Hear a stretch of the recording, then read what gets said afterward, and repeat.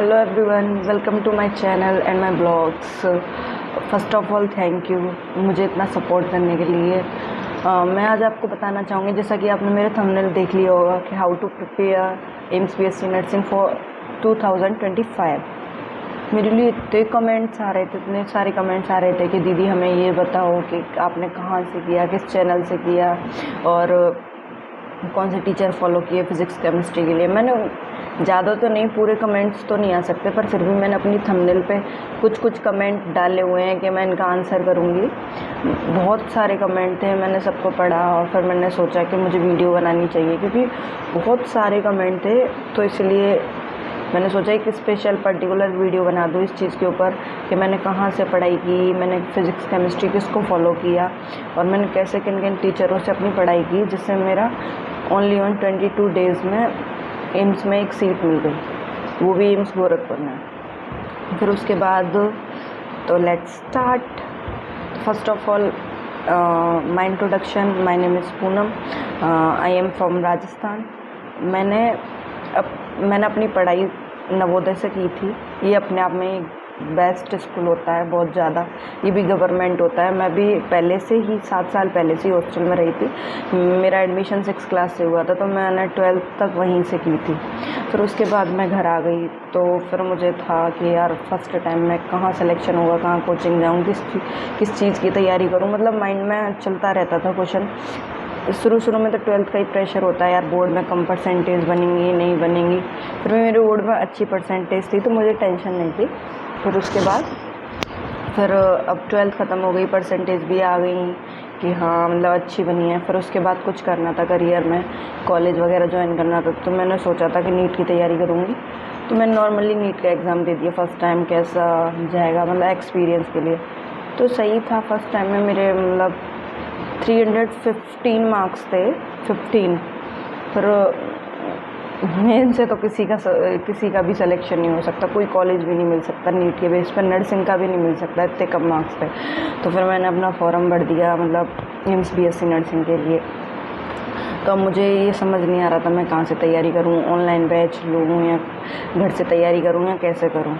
तो फिर मैंने पर्टिकुलर बैच भी नहीं लिया था। मुझे पता चल गया था कि जीएस प्लेनेट पे रफ्तार सीरीज़ और एक और सीरीज़ थी, पता नहीं कौन सी, वो सीरीज़ चल रही थी। तो रफ्तार सीरीज़ पे डेली क्लासेस आती थी, मतलब उनका था कि पर मंथ चलती थी रफ्तार सीरीज़, फास्टर सीरीज़। फिर उसके बाद मुझे पता था कि पर मंथ इनकी चलती है, जैसे कि एक मतलब पूरा मंथ होता है ना, शुरू से फर्स्ट डे से लेकर लास्ट डे तक इनका था कि इतने दिनों में सिलेबस कंप्लीट कराना है लास्ट मंथ में एम्स बीएससी नर्सिंग का। तो मेरे पास तो टाइम ही नहीं था, 1 मंथ का टाइम था। तो फिर मैंने वो सीरीज़ ज्वाइन कर ली बिना बैच लिए, मतलब पैसे नहीं दिए। उन्हीं क्लास कंटिन्यूस आती थी, तो बैच लेने की क्या ज़रूरत है जब क्लास मिल ही रही हैं। और बाकी फिर वो नोट्स प्रोवाइड करा देते हैं, बस ये मतलब हमें फ़ायदा हो जाता है इस चीज़ का कि हाँ अगर हम बैच ले रहे हैं नोट्स भी मिलेंगे क्लास के साथ साथ। तो फिर मैंने सोचा नोट्स तो मेरे पास है ही हैं, तो फिर मैं वैसी तैयारी कर लेती हूँ। फिर उसके बाद मतलब हो गया ना, फिर मैंने डिसाइड कर लिया कि हाँ मुझे ऑनलाइन क्लास ही लेनी है। तो फिर मेरी एक क्लासें आती थी, जीएस प्लेनेट इंस्टीट्यूट से तैयारी की थी मैंने। हर कोई पूछता है बार बार कहाँ से तैयारी की, जीएस प्लेनेट इंस्टीट्यूट। और बोलते हैं ना सब फिज़िक्स केमिस्ट्री आपने कहाँ से की, तो वो तो ऐसा नहीं है 1 महीने में कोई भी कर लेगा, भाई नहीं है, बिल्कुल नहीं है। मैंने 11th में भी पढ़ी थी, 12th में भी। 12th की मैंने पूरी केमिस्ट्री मैंने की थी अलग पांडे सर से, और फिज़िक्स भी अलग पांडे सर से की थी, जो पीडब्ल्यू में। उनकी मैं क्लासेस तो नहीं, मैं हॉस्टल में पढ़ती थी तो फ़ोन अलाउ नहीं था। तो मैं जब मेरी दिवाली की छुट्टियां होती थी तो मैं नोट्स बना के लेके जाती थी। और गर्मी की छुट्टी होती थी, मुझे पता है मेरा 12th का बैच स्टार्ट हो गया, तो मैं गर्मियों की छुट्टी में ही अपना मतलब हाफ पार्ट ख़त्म कर देती थी। फिर उसके बाद मतलब पार्ट 1, फिर दोबारा छुट्टी आती तो पार्ट 2 के कर लेती थी, क्योंकि फ़ोन तो बिल्कुल अलाउ ही नहीं था, ना यूज़ कर सकते थे। फिर उसके बाद तो फिर मैंने सोच लिया कि यार अब मुझे करना है। तो फिर मैंने क्लास लगाई थी, तो उसमें वो क्वेश्चन करवाते थे जीएस प्लेनेट इंस्टीट्यूट पे। दिनेश सर थे शायद फिज़िक्स के, और मुझे केमिस्ट्री वाले सर का तो नाम याद नहीं है, लेकिन मैंने 11th-12th में ज़रूर हाँ उनसे, पंकज सर से की थी केमिस्ट्री, और अलग सर से। तो फिर ऐसा नहीं है 1 महीने में ही सब कुछ हो जाए, प्रैक्टिस होती है ना, हम कंटिन्यूस करते रहते हैं। तो मैंने 11th भी पढ़ी थी, फिर मैंने 12th भी पढ़ी थी, और फिर उसके जस्ट मतलब 2-3 महीने बाद मैंने एग्ज़ाम दे दिया। मैं आ गई थी ना एग्ज़ाम दे के, अब तो हॉस्टल से भी कोई मतलब नहीं था, क्योंकि अब 12th हो ही गई थी। तो फिर ऐसे ही है, फिर मैंने 1 महीने फिर उससे तैयारी की। उनकी क्लासें अच्छी होती हैं, जीएस प्लेनेट की, उनके क्वेश्चन भी अच्छे होते हैं। ऐसा नहीं है कि मतलब मैंने 11th-12th की और फिर 1 महीने वहाँ पे भी बहुत अच्छा पढ़ाते हैं वो, क्वेश्चन सॉल्व करवाते हैं सारे। क्वेश्चन के अलावा मतलब चैप्टर अगर तुम्हें चाहिए डिटेल में, तो उनकी और भी सीरीज़ हैं काफ़ी सारी, तो उन्हें आप पहले देख सकते हैं। और आपके पास तो इतना टाइम है यार, पूरी 1 साल, मतलब 1 साल तो नहीं, हाँ फिर भी 9-10 महीने तो है ही है ना, तो उन्हें यूटिलाइज़ कर सकते हो। पूरे 1 मंथ की क्लासें चल रही हैं, अभी भी क्लास चलती हैं। विजय इंस्टीट्यूट से पढ़ लो, जीएस प्लेनेट से पढ़ लो, दोनों ही अच्छे हैं, बेस्ट है अपने आप में। चाहे भले वो बात अलग है, उन दोनों में कंपटीशन चलता है कि हमारा कॉलेज, हमारा कॉलेज, लेकिन तुम्हें तो करना है ना, तुम्हें किसी से क्या मतलब, तुम्हें अपना देखो, बस करो, कोई टेंशन नहीं है। तुम्हें जहाँ से कंटेंट मिलता है तुम वहाँ से लो। जीएस प्लेनेट में मैंने देखा है, मतलब उसमें क्वेश्चन उसके हिसाब से भी आते हैं कि मतलब वो करवाते हैं उसके हिसाब से भी आते हैं। आप खुद सोच सकते हैं कि मतलब मैंने 1 महीने में तो नहीं, मेरे पास था 1 महीना नीट के एग्ज़ाम के बाद, बट मेरी तबीयत ख़राब हो गई थी, तो मेरे पास 22 डेज़ बचे थे ओनली वन। फिर मैंने उन्हीं में तैयारी की थी, और फिर उसके बाद तो आपके पास तो इतना टाइम है, तो आप तो सीट ले ही सकते हैं। और सोच लो, मुझे 1 सीट एम्स की लेनी है, सीधी सी बात। अपना रखो यार, हमें करना है, अपनी सीट लेनी है, किसी को नहीं देनी है। और जब तुम्हारे दिल में ये हो जाएगा ना कि मतलब तुम्हारे दिल, दिमाग, इमोशन, सब चीज़ में ये हो जाएगा ना कि मुझे सीट लेनी है, भाई तुम उसके लिए दिन रात मेहनत करोगे। सच रियली मेरा था कि मुझे करना है, उसके लिए मैं पढ़ती थी, रात में 2-2, 3-3 बजे तक पढ़ती थी, सुबह 7 बजे से क्लास होती थी, 5-5 घंटे सोती थी ओनली वन। खाने पीने का भी ध्यान नहीं रहता था। मेरी मम्मी मुझे डांटती थी इस चीज़ के लिए कि तू पढ़ती रहती है ना, खाने का ध्यान रखती है। और कभी कभी तो मैं बहुत सारी चीज़ें भूल जाती थी, खाना खाना भूल जाती थी, कभी कुछ, क्योंकि मुझे रहता था हाँ मुझे पढ़ाई करनी है, मुझे नंबर लेके आना, मेरे पास टाइम बहुत कम है, मेरे पास बस ओनली 1 मंथ है, उसमें भी मेरी तबीयत ख़राब रहती थी। चलो ठीक है, मेरा हो गया, मतलब मेरे लिस्ट में नंबर भी आ गया। और ये फिर उसके बाद मुझे हैदराबाद मिला। उस दिन भी जब मेरा एडमिशन कराने जाना था, उस दिन भी मेरी तबीयत इतनी ख़राब थी कि मैं उठने लायक नहीं थी, इतनी बुरी हालत थी मेरी। फिर मैं वहाँ पे फिर भी गई, क्योंकि मुझे एडमिशन लेना था। अगर मैं वहाँ नहीं जाती तो मैं गोरखपुर नहीं आ पाती। और बहुत से लोगों के ये वाले क्वेश्चन भी हैं कि एम्स गोरखपुर में स्टाइपेंड मिलता है या नहीं। उस चीज़ के लिए कल परसों ही एक मीटिंग हुई थी ऑडिटोरियम, सीधा मना कर दिया, स्टाइपेंड नहीं मिलेगा, क्योंकि वो सिर्फ एम्स दिल्ली में मिलता है और किसी एम्स में नहीं मिलता। और भी क्वेश्चन थे फिज़िक्स केमिस्ट्री के लिए, तो मैंने आपको बता ही दिया। और सबका एक क्वेश्चन रहता है क्या क्राइटेरिया होता है, क्या रैंक, क्या वो। सबसे पहली बात, इसमें परसेंटाइल के बेस पर रैंक आती है। हाँ मुझे पता है स्कोर कार्ड आता है, सब बोलते हैं स्कोर कार्ड पर्सनल आता है, लेकिन उसमें ऐसे नहीं बताया जाता पर्टिकुलर कितने नंबर हैं। उसमें ये बताया जाता है कितने आपके मार्क्स हैं, कितने आपके गलत हैं। उसमें नेगेटिव मार्किंग खुद ही मतलब वो अपने हिसाब से लगा के देते हैं, 0.3 से शायद, पता नहीं है। तो इसके हिसाब से तो अब तुम्हें तो भाई करना होगा खुद को। ये रैंक और इनसे कोई वो नहीं है कि आपकी परसेंटाइल कितनी है, आपकी वो कितनी है। तुम देखो ना तुम्हें कितना अपना बेस्ट देना है। मुझे तो मिल गई सीट, मेरी कोई सी भी रैंक हो, कोई सी भी परसेंटाइल हो, लेकिन तुम्हें तो ये सोचना है ना कि मुझे बहुत अच्छी परसेंटाइल, बहुत अच्छी रैंक लेके आनी है। दूसरों से कंपटीशन मत करो, खुद से करो। हाँ कि मुझे चाहिए सीट, मुझे चाहिए तो चाहिए, मतलब मन में होना चाहिए, ठान लो चाहिए। और भी क्वेश्चन थे, मैंने मतलब पढ़ी थी सारी कमेंटें कि सब मोस्ट ऑफ तो सबका क्वेश्चन एक ही था, कहाँ से तैयारी की, जीएस प्लेनेट इंस्टीट्यूट, कौन से टीचर, पीडब्ल्यू के टीचर थे पंकज सर और अलग सर, उसके अलावा दिनेश सर, और उन सर का मुझे याद नहीं है, केमिस्ट्री वाले सर का। और और वो भी टीचर थे क्या, मतलब बायो के भी टीचर थे। जीएस प्लेनेट इंस्टीट्यूट पे 3-4 टीचर हैं। जीके, हाँ जीके का भी ध्यान रखना है, 10 क्वेश्चन भी आती है। बट अगर तुम उसे नहीं भी कर पाओ तो तुम्हें जनरल नॉलेज आती है, तुम उसके बेस पे कर सकते हो, टेंशन लेने वाली कोई बात नहीं है। और एक चीज़, फिजिक्स और केमिस्ट्री की कैसे तैयारी करें, ये मेन क्वेश्चन था तुम सबका। तो फिजिक्स केमिस्ट्री की तैयारी करनी है। फिजिक्स में तो ये है कि थ्योरी का तो मतलब तुम्हें थ्योरी आनी चाहिए, लेकिन तुम एग्ज़ाम के लिए क्या प्रिपेयर करोगे, ओनली न्यूमेरिकल्स। बिकॉज पहले आता था मिक्स थ्योरी और न्यूमेरिकल्स, हमारे टाइम पर तो एक भी थ्योरी का क्वेश्चन नहीं था, सारे न्यूमेरिकल्स थे। तो तुम्हें न्यूमेरिकल्स ही करने हैं। हाँ थ्योरी तुम्हें आनी चाहिए अपनी नॉलेज के लिए, करो तुम न्यूमेरिकल्स। रही बात केमिस्ट्री की, तो केमिस्ट्री तो तुम मिक्स करो, जो तुम अपने लेवल से करते हो वैसे करो, क्योंकि उसमें नॉर्मल क्वेश्चन आते हैं। और हमारे टाइम पर तो कम से कम 8-8, 9-9, 10-10 क्वेश्चन ऐसे आए थे जो आउट ऑफ सिलेबस थे, सॉलिड स्टेट वगैरह जो है ही नहीं है, वो अलग ही थे बिल्कुल। तो वो भी आए थे, फिर भी उनके मार्क्स हमें मिले नहीं थे। ऐसा नहीं है उसमें उनके मार्क्स मिले हो हमें, वो अपना क्राइटेरिया था। शायद अब तो चेंज हो जाएगा कि मतलब जो सिलेबस में वही आए। तो मैं तो एक्सपेक्टेशन यही करती हूँ जो सिलेबस में वही आए, क्योंकि बच्चों का फिर लॉस होता है मार्क्स में।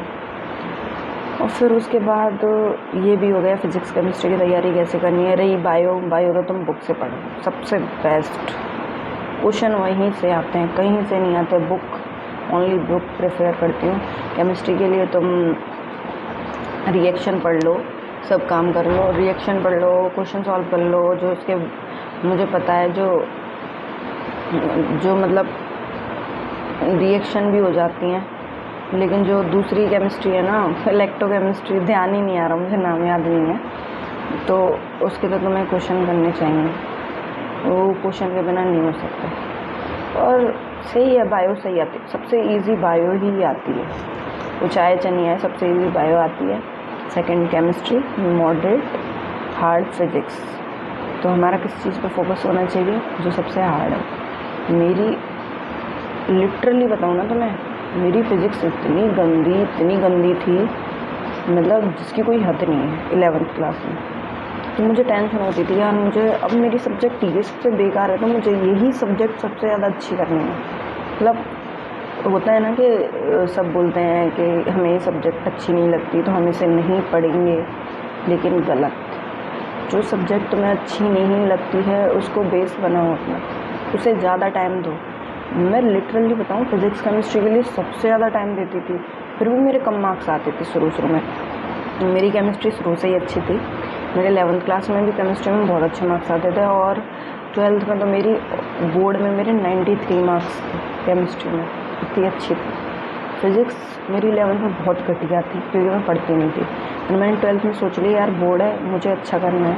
तो उसके बाद फिर मैंने घर पे आके पहले ही फर्स्ट पार्ट कर लिया था, गर्मियों की छुट्टियों में, मतलब समर वैकेशन में कर लिया था फर्स्ट पार्ट। और फिर उनको वो भी अलग सर से किए थे मैंने, सारे कितने बड़े बड़े नोट्स होते हैं। फिर उसके बाद मैंने रूम पे जाकर, वहाँ पे हॉस्टल में जाकर रिवाइज़ करती रहती थी। केमिस्ट्री फिजिक्स बायो तो बहुत कम पढ़ती थी, क्लास में कोई पढ़ा देता था बस उतना ही, उसके अलावा वो नहीं करती रहती। फिर भी मेरे फिज़िक्स में आउटपुट धीरे धीरे आने लग गया। फिर मैं अपनी फ़िज़िक्स में मेरे मार्क्स आते थे सेकंड हाईएस्ट, कभी कभी तो फर्स्ट भी आ जाते थे, ऐसा नहीं है, पर मोस्ट ऑफ सेकंड हाईएस्ट। फिर बोर्ड का एग्ज़ाम लगा, और आप सबको पता है सीबीएसई का इसका 12th का फिज़िक्स का कितना टफ़ एग्ज़ाम आया था, उसमें दिखाया भी गया था, गूगल पे इतनी चर्चाएँ चल रही थी 5-6 साल में कितना टफ़ एग्ज़ाम आया, उसमें भी मेरे 80 मार्क्स थे। मतलब मुझे इस चीज़ पे लिटरली क्या बताऊँ, मैं इतने क्वेश्चन छोड़ के आई थी, मैं 52 मार्क्स का करके आई थी बस, उसमें मेरे 2 मार्क्स कटे।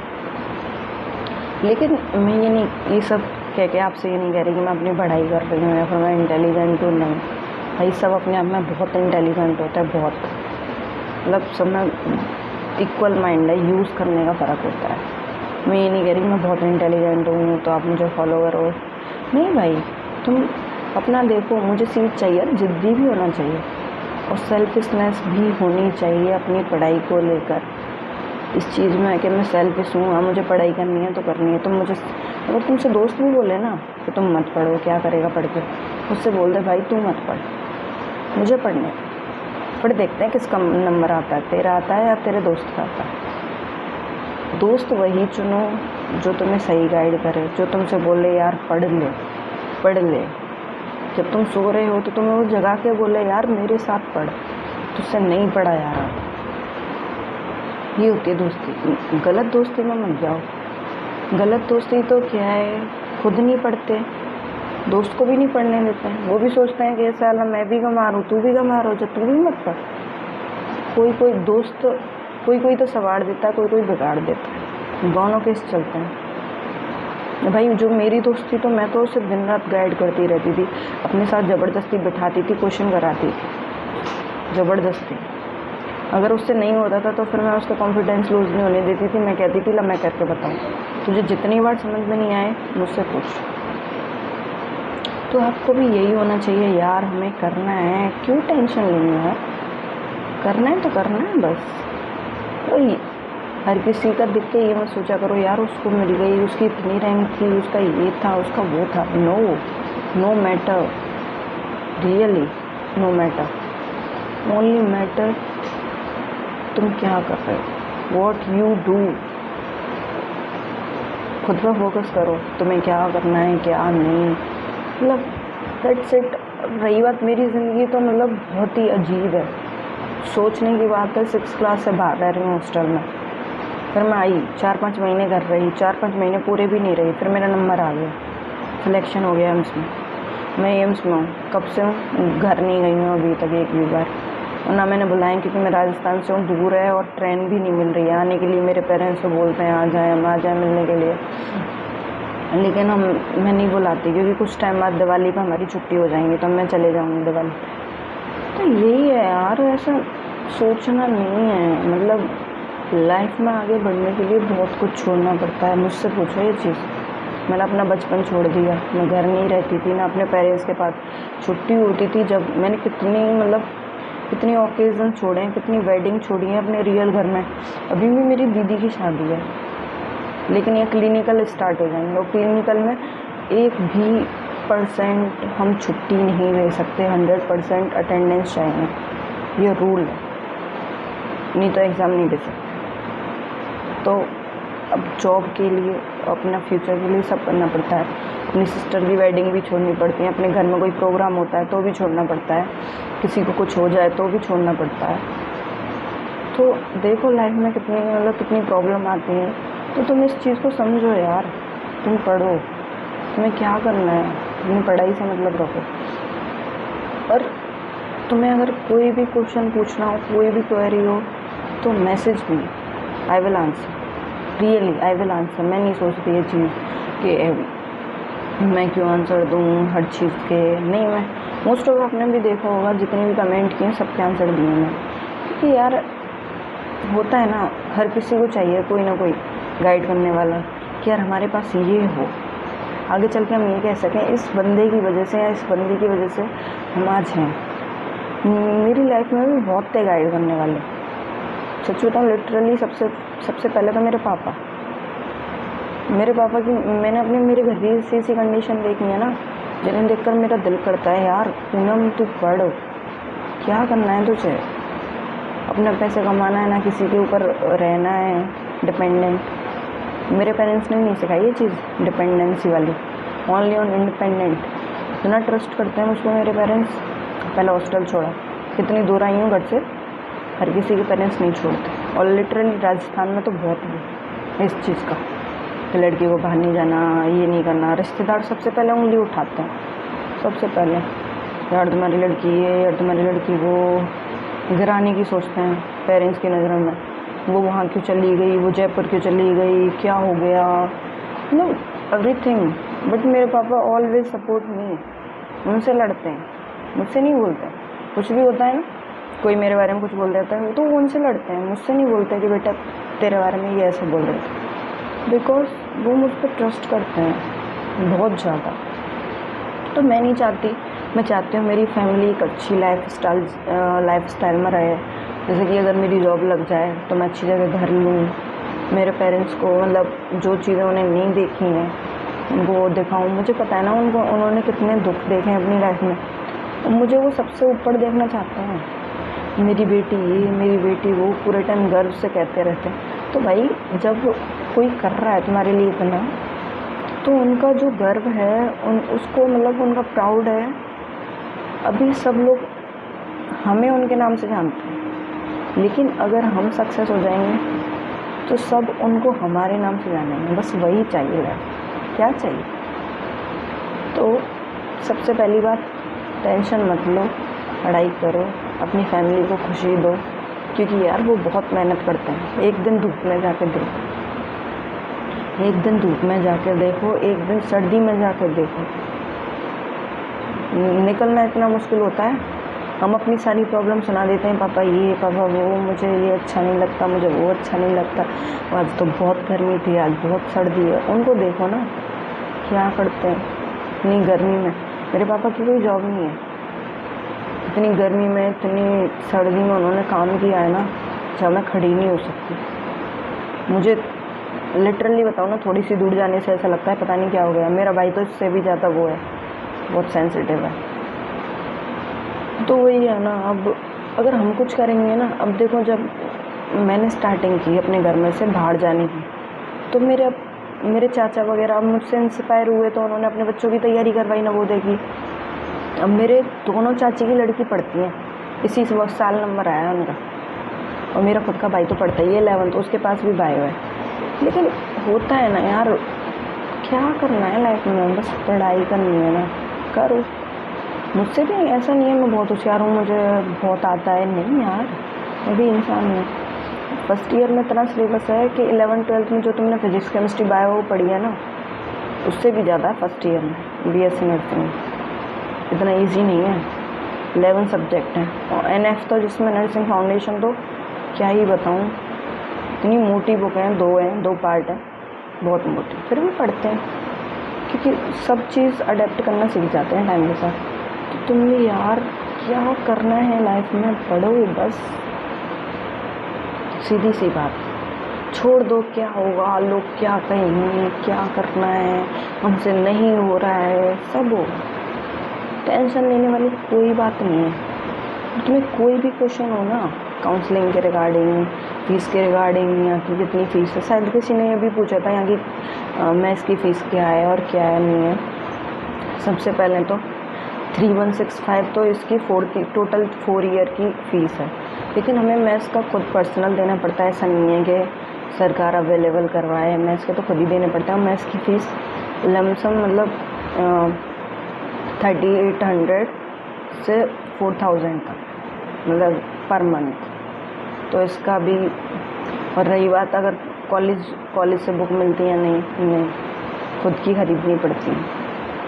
एम्स लेकिन इतना हॉस्टल प्रोवाइड कराता है हमें, लाइब्रेरी भी, और उसके अलावा जो क्लासेस चलती हैं वो उनकी फ़ीस बहुत कम है। बट मैथ्स का और बाकी सबका तुम्हारा जो ड्रेसिंग सेंस है, सब चीज़ का खुद करना पड़ता है। और भी अगर तुम्हें कुछ पूछना हो, कोई क्वेश्चन हो, तो you ask me question, I will give answer, no problem. सोचना नहीं है कि यार ये आंसर देनी है नहीं, और कभी भी मैं आंसर नहीं दे पाऊँ तो ये मत सोचना उसका दे दिया, मुझे नहीं दिया, क्योंकि मेरे पास भी टाइम बहुत कम होता है यार। 5 बजे तक क्लास चलती है हमारी, और उसके बाद मैं मैस जाती हूँ, तो वहाँ से आते आते 6 बज जाते हैं। तो उसमें भी इतना पढ़ा देते हैं सुबह से लेकर, तुम सोचो खुद, सुबह से क्लास चल रही है तुम्हारी 8 बजे से 5 बजे तक, तो कितना पढ़ा देंगे। उसमें भी तुम इतने परेशान हो जाते हो, फिर पढ़ते भी हो, अगले दिन टेस्ट असाइनमेंट सब करना पड़ता है, तो उसके हिसाब से देखना पड़ता है। तो इसीलिए you ask me question, I will give answer. Thank you.